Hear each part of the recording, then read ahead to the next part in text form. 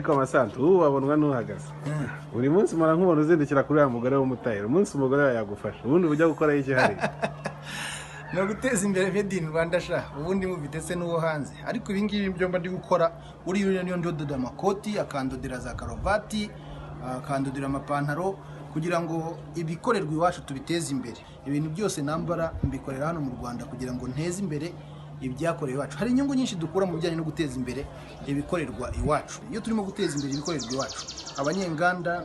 n'aba turimo kuvuga batoya nk'aba batayeri batangira kubona isoko rinini akabona ko atihagije agatangira gushaka abandi bantu bamufasha mu kazi ubwo niko turimo kongera umubare w'abantu babona akazi ibyo kandi birafasha